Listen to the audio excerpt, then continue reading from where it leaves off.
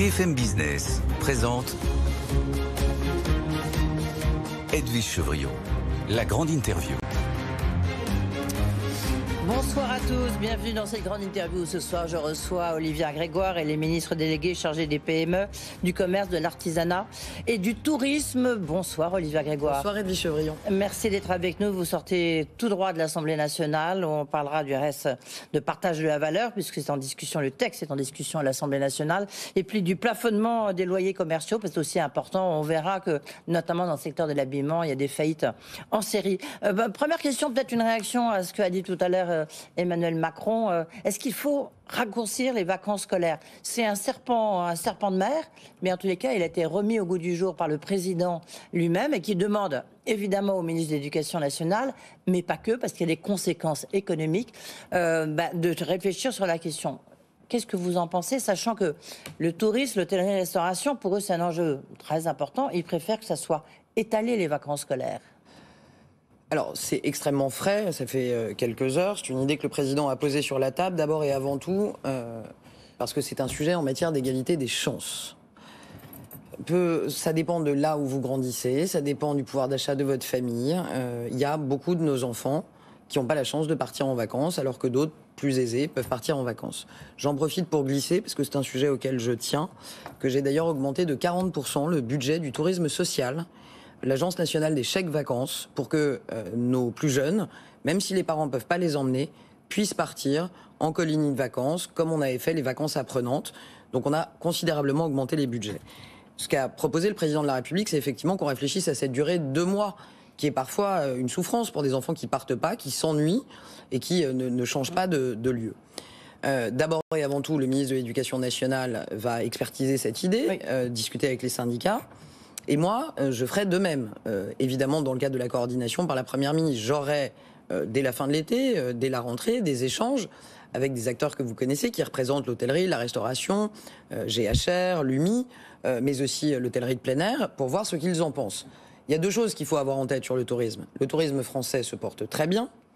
73% de nos compatriotes ont l'intention de partir et 73% de nos compatriotes ont l'intention de partir en France. Jamais on a eu autant de recettes, 58 milliards d'euros, grâce aux touristes internationaux l'an passé. Donc le tourisme français se porte très bien. Est-ce que ça chamboule tout, pour le dire simplement, de revoir une dizaine ou une quinzaine de jours de vacances? Peut-être pas, parce que ce qui compte, c'est qu'il y a des vacances scolaires à d'autres moments. Il y a les vacances de Pâques, il y a la Toussaint. Et donc ce sont autant de recettes pour les acteurs du tourisme. Donc ce sera une discussion qu'on aura très certainement dès la rentrée, main dans la main avec les organisations professionnelles, pour entendre leur avis et voir si la perspective paraît possible. Est-ce qu'on a trop de vacances en France? On a pas mal de vacances. Oui, vous osez dire trop de vacances. Non, parce que... c'est pas parce que par exemple moi j'ai choisi de faire ce que je fais et que j'en ai très peu, voire pas, que j'estime que les autres en ont trop. On a une belle productivité en France. Ce qui compte, c'est qu'on travaille peut-être moins. On va travailler un peu plus avec la réforme des retraites qu'on a eu le courage de porter. Mais on travaille bien et on produit pas mal. Notre productivité se maintient. Donc j'aurais pas, moi, d'avis ou de point de vue trop tranché. Ce qui m'inquiète, je veux dire notamment depuis que je suis maman, c'est effectivement de me rendre compte qu'il y a beaucoup d'enfants qui ne partent pas et qu'on doit se poser la question. Peut-être vous-même, vous vous en rappelez, moi je m'en rappelle. À la fin du mois d'août, je m'ennuyais et on est nombreux à avoir eu ce sentiment et parfois avoir eu envie que l'école reprenne plus vite. Ça me semble être une idée qui mérite d'être expertisée rapidement. Moi, j'adorais les vacances. J'adore toujours les vacances. Et j'adorais l'école. Moi, je partais pas les 2 mois. Oui. Et donc, à la fin de l'été, j'étais impatiente d'aller acheter mon cahier de texte, comme on disait à l'époque, mon cahier, mes crayons et son cartable. Top départ des soldes aujourd'hui. Oui. J'ai envie de dire, ça intéresse qui encore? Ça vous intéresse encore, top départ des soldes? Moi, ça m'intéresse encore. On a l'impression qu'il y a des soldes tout le temps. Oui, mais l'un n'empêche pas l'autre. Des soldes permanentes. On en parlera avec la crise de l'habillement. L'un n'empêche pas l'autre. Vous avez des sites, notamment des plateformes françaises connues, compétitives, efficaces, qui proposent des promotions toute l'année. Bon, ça n'empêche pas, en province, dans certaines rues piétonnes, que vous ayez repéré telle veste, telle paire de chaussures chez votre commerçant de proximité et que vous y alliez plutôt pendant les soldes. Donc déjà, je n'oppose pas les deux. C'est pas parce que vous avez des promotions parfois toute l'année que le moment des promotions est délaissé. Les soldes viennent de commencer. Il faut quand même se rappeler que ça fait moins de 5 ans, c'est la loi Pacte qui a apporté l'évolution des soldes. À partir du dernier mercredi de juin, pour 4 semaines, dans la loi Pacte qu'on a votée en 2019. La valse des étiquettes pendant les soldes, c'est bien. La valse des lois, des décrets ou des propositions sur ces sujets, ça me semble moins bien. Et en plus, je vais vous dire quelque chose. On a ouvert le Conseil national du commerce, vous le savez, j'étais venu en parler ici. Au moment où on se parle, au Conseil national du commerce, les loyers, l'inflation, la mobilité, les zones à faible émission, voilà les sujets qui préoccupent les commerçants. Si au sein du Conseil national du commerce, les organisations professionnelles veulent faire des propositions, je pense aux acteurs du commerce de proximité, ils le savent. Ma porte est ouverte et je suis prête à en discuter avec eux. Et vous les attendez? Vous les attendez toujours? Oui. J'attends toujours des propositions, mais s'il y a des belles propositions, vous n'avez pas de proposition. Mais ce qui signifie que c'est pas la priorité aujourd'hui des commerçants de proximité qui trouvent quand même, pour la plupart, que pendant les soldes, ils arrivent aussi à écouler une partie du stock, qui est une grosse problématique dans le secteur de l'habillement, notamment pour les petits commerces. Et donc, je pense que certains commerçants y trouvent encore leur intérêt. On verra les résultats fin juillet. Et j'ai aucun tabou sur l'idée d'en reparler au Conseil national du commerce. C'est pas un impératif porté par les acteurs. Voilà, mais c'est à eux de vous faire des propositions. Hein. Vous ou de me dire il y a un problème, auquel cas on bougera. Mais pour l'instant, c'est pas ce qui me remonte très fortement. Il y en a pas. Vous parliez de l'habillement, effectivement, il y a des faillites en série. On a encore appris aujourd'hui, effectivement, après Camaïeu, Kuka et Gap, qu'il y a aujourd'hui, c'est du pareil au même. Et Sergent-Major qui vont déposer leur bilan, qui sont en situation dramatique. Qu'est-ce qu'on peut faire? Alors, paradoxalement, on n'a jamais acheté autant de vêtements. Je crois qu'il y a eu 3 milliards de pièces qui ont été achetées en 2022. Tous les records sont battus. Vous voyez, c'est un côté un peu paradoxal. Comment vous l'expliquez? C'est parfaitement paradoxal. Moi, ce qui m'intéresse aussi, avant de dire comment on s'en sort, parce que je ne suis quelque part que ministre et je ne suis ni une banque ni un fonds d'investissement, et l'État n'a pas vocation, heureusement, à interférer dans toutes les relations commerciales. Non, mais heureusement, il faut quand même le redire. Mais quand on voit toutes ces marques qui s'effondrent, quand même, ça peut vous interpeller en tant que ministre. D'abord, ça m'interpelle en tant que consommatrice. Ce sont des marques en plus fortes, emblématiques, que les Français apprécient, donc bien sûr. Mais qu'est-ce que ça veut dire, moi, déjà, avant de dire devant, déjà, arrêtons-nous en arrêt sur image. Qu'est-ce qu'il y a derrière cette crise de l'habillement? Bien sûr, conjoncturellement, il y a l'inflation, il y a les prix de l'énergie, mais il y a aussi des mutations de la consommation, des changements dans le comportement du consommateur que je ne dirige pas, et là aussi tant mieux, et on le voit tous dans nos façons de faire, et notamment chez les plus jeunes. Il y a parfois des paradoxes chez notre jeunesse qui défend le climat et qui va acheter en ligne sur des plateformes étrangères qui n'ont pas des pratiques sociales ou environnementales très recommandables. Et cette jeunesse, quand on les interroge, ils savent très bien qu'ils sont en plein paradoxe d'ailleurs, et ils en sont conscients. Aujourd'hui, j'ai quand même deux choses à partager sur le secteur de l'habillement, parce qu'effectivement, je suis préoccupé par cette crise et je recevais encore des acteurs importants de l'habillement. D'abord, j'ai quand même à cœur de dire qu'il y a aussi toujours quand même des marques qui s'en sortent bien. Okay. Toutes nos marques d'habillement ne sont pas en train de vaciller. Non, mais il y en a pas mal. Certaines gagnent des parts de marché, et j'en ai un certain nombre en tête. Deux, il y a quand même une réalité, c'est que l'habillement vit ce qu'on appelle une crise de surcapacité. Certaines enseignes que vous avez citées, l'une d'entre elles par exemple, avait plus de 600 magasins dans notre pays. Avec des magasins, parfois 2 magasins dans la même rue piétonne. Quand vous avez une concurrence féroce en ligne, plus une tendance profonde avec la seconde main, qui est une vraie tendance de fond, il est vrai qu'il y a aujourd'hui un choc de réalité dans le secteur de l'habillement, une crise de surcapacité qui impose deux choses aux acteurs, et c'est d'ailleurs ce que les bons acteurs font. 1, s'engager sur le chemin de la seconde main. 2, personnaliser beaucoup plus les approches. Il y a des grands acteurs de l'habillement français qui travaillent là-dessus, et les produits, personnaliser au maximum. Et 3, renforcer la stratégie digitale. Vous avez souvent des acteurs du digital ici, ils le disent bien mieux que moi. Le digital, ça n'est pas mettre son stock physique en ligne. Ce sont des stratégies, ce sont des créations spécifiques, et il faut investir ces terrains-là. Juste pour rebondir sur ce que vous disiez à l'instant sur cette fast fashion, notamment comme la plateforme, pour ne pas la citer, Shine, qui a grand succès auprès des adolescents, parce que c'est vrai que ça coûte pas cher, il y a plein de choses. Et il faut limiter un peu l'impact de cette fast fashion. C'est l'avantage ou l'inconvénient d'être ministre. Avant de prendre une décision, il faut être éclairé. Donc je ne commenterai pas Edwige Chevrillon, parce qu'au moment où nous nous parlons, des enquêtes de certains services sont en cours, et que je n'ai pas à commenter, mais comptez sur moi pour commenter quand j'aurai les résultats des enquêtes. Mais il y a déjà une information et des enquêtes sont en cours. Nous observons les pratiques de consommation, les pratiques trompeuses en matière de promotion et les pratiques commerciales en général d'un certain nombre d'acteurs en ligne. On va rester justement sur la question des prix, sur les prix alimentaires. Tiens, on attend demain l'INSEE qui va donner son chiffre. À votre avis, est-ce que le pic d'inflation dans l'inflation alimentaire, est-ce qu'il est atteint ou pas? Alors c'est drôle parce que j'essaye quand même depuis 6 mois d'éviter et les pantônes, rouge, orange, vert, et les prédictions, parce que je suis pas très talentueuse en termes de prédictions. Enfin, vous avez des services derrière. C'est juste pour avoir une intuition. Il se passe beaucoup de choses. Et ici, on est quand même sur un plateau d'économie. Il y a des prix qui baissent, des cours qui chutent, il y a des cours qui se maintiennent, voire qui augmentent.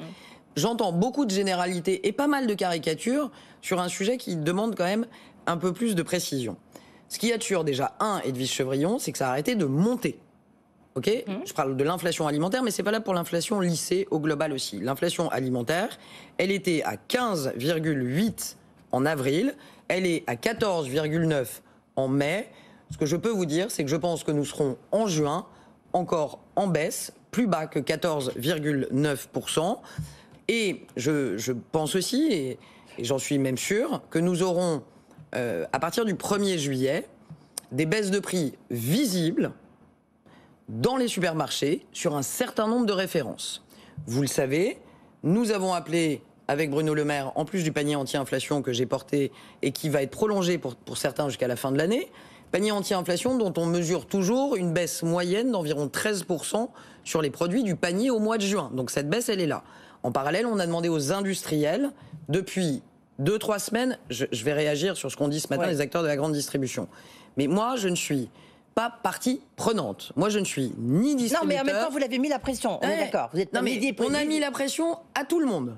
Oui. Janvier, février, mars, on a mis la pression aux distributeurs et je sais de quoi je parle parce que je l'ai mise. Oui. Les industriels, on leur a mis la pression ensuite pour que les prix baissent. Oui, mais où sont les résultats ? Mais en fait, surtout pas vous. On ne négocie pas 75 des plus gros acteurs de l'industrie agroalimentaire sur des centaines de références auprès de dizaines d'industriels comme on fait un TikTok ou un tweet. Non, donc, ça fait depuis le mois de mars, on est quel jour ? On est fin juin, oui. Non. On n'a pas demandé au mois de mars aux industriels de renégocier. On a demandé, il y a moins d'un mois, aux industriels de renégocier avec... Oui, mais attends, quand même, je reprends la déclaration ce matin, puisque vous l'avez cité sans le citer, de Dominique Schelcher, le patron de Systémis, une confrère de Radio Classique, qui dit, en fait, c'est pas des négociations, ce sont des promotions, puisqu'on parle du solde tout à l'heure, là, ce sont des promotions, c'est pas des négociations. Donc là, et pour l'instant, on n'a rien... en termes sur des négociations commerciales. Et donc et donc, il appelle encore une fois à des négociations commerciales et il dit les industriels ne jouent pas le jeu. Alors, voilà. Il vous a pas échappé depuis quelques mois. Les jours pairs, c'est la faute des industriels. Les jours impairs, c'est la faute des distributeurs. Moi, je suis pas là pour donner des points. Moi, je suis là pour garder les tickets de caisse. Ok ? Est-ce que, sincèrement, quand vous achetez un yaourt, comme on les voit derrière vous, est-ce qu'en tant que consommatrice, vous vous dites cette baisse de prix est-elle issue des renégociations commerciales demandées par le gouvernement ou d'une remise sur facture réalisée par les industriels aux distributeurs? Est-ce que vous êtes déjà posé cette question? Jamais. Non, mais en même temps, nous on a le droit aussi de juger votre action. Vous voyez, moi j'entends ce que dit, j'entends ce que dit Dominique Schelcher. D'abord, moi je ne juge pas la fin d'un match quand le match n'est pas terminé. On n'a pas terminé les renégociations autour des 75 industriels. Mon cabinet, mes services reçoivent tous les jours des listes de prix de l'industrie agroalimentaire. La semaine prochaine, nous prendrons la parole avec Bruno Le Maire pour dire très précisément sur des centaines de références où et quand ça va baisser. Mais de grâce, surtout ici, ne confondons pas un sujet qui est un sujet interentreprise où il y en a un qui dit tu me fais une remise sur facture, tu me fais pas une renégociation. Moi, je cherche quoi? Je cherche à ce que dès la mi-juillet, dès le début juillet, sur le ticket de caisse, il y ait des baisses. Que ce soit des remises sur facture, que ce soit de la renégociation, les Français, comme moi, la ministre de la Consommation, aujourd'hui, ça n'est pas l'urgence. Donc, j'entends ce que dit Dominique Schelcher, mais c'est un raisonnement d'interentreprise. Moi, j'ai à défendre le pouvoir d'achat du consommateur. Et puis la réponse, donc, ça sera quel jour la semaine prochaine? Je sais pas, figurez-vous que je rejoins Bruno Le Maire juste après le plateau, et je ne manquerai pas de vous dire quand, ce sera au courant de la semaine prochaine. Mais est-ce que nous n'avons pas démérité ni manqué d'efforts pour dire aux industriels de l'agroalimentaire, comme nous l'avions dit aux distributeurs, de prendre leurs responsabilités. J'étais encore avec eux la semaine dernière. Des centaines de références vont voir leur prix baisser. Et je voudrais ajouter une chose. Rapidement, parce que j'ai beaucoup de questions à vous poser. Oui, mais vous savez, il y a beaucoup de gens qui papotent de ce sujet et qui manquent de choses précises. Il y a un institut qui est très reconnu en consommation qui s'appelle Nielsen. Un tiers des catégories de produits de grande consommation ont vu leur prix baisser entre la dernière semaine de mai et la première semaine de juin. Vous avez vu ce qui Moi, se je passe commande ça. Ce sont des chiffres étayés. Vous avez vu ce qui s'est passé en Espagne? Oui. Il y avait une suppression de la TVA sur des produits de première nécessité. C'est une bonne idée, ça, non? Bah, déjà, c'est une idée coûteuse. Mais il y a des bonnes idées coûteuses. Ouais. Mais je vous cache pas que dans notre situation actuelle, c'est pas une idée à 10 milliards. Non, mais pareil, une idée à 10 milliards d'euros où l'inflation alimentaire espagnole demeure peu ou prou au même niveau qu'en France, alors que ça a coûté des dizaines de milliards. Excusez-moi. Oui, mais. Et c'est prolongé. Et pourquoi c'est prolongé, Edwige Chevrillon? Parce que l'inflation ne baisse pas. Pas du tout. Parce qu'il y a des élections législatives et que c'est très bien aussi pour faire voter les gens. Voilà. Il y a des élections aussi chez nous. Pas législatives. Non, ça m'a pas échappé. Non, mais voilà. Olivia Grégoire, donc hors de question d'avoir cette piste-là. Hors de question. Et prenez l'Allemagne. L'Allemagne se bat très bien en inflation alimentaire. L'inflation alimentaire baisse. Est-ce que l'Allemagne a touché à la TVA? Un mot rapide, puisque vous en sortez, qui a été adopté, le plafonnement sur les loyers commerciaux. Du parc social, les deux, mon général. Combien L'an passé, nous avions voté dans le paquet pouvoir d'achat le fait que le plafonnement de ce qu'on appelle l'ISLC, indice des loyers commerciaux, qu'on le caperait au maximum à 3,5%. Il y a 430 000 commerces de proximité chez nous, dont dans l'habillement, qui en souffrent. Et donc, nous venons de revoter, et je veux remercier Thomas Cazenave, le député qui a porté cette proposition de loi, contre l'avis des sénateurs, contre l'avis des NUPS, parce qu'il faut dire les choses, le fait que nous allons prolonger le plafonnement des loyers commerciaux et des loyers du parc social à 3,5% maximum d'augmentation. Si nous n'avions rien fait, l'INSEE a sorti les chiffres il y a quelques jours, c'est 6,69% d'augmentation que nos commerçants auraient eu à supporter. Ça vient d'être voté. Merci aux députés.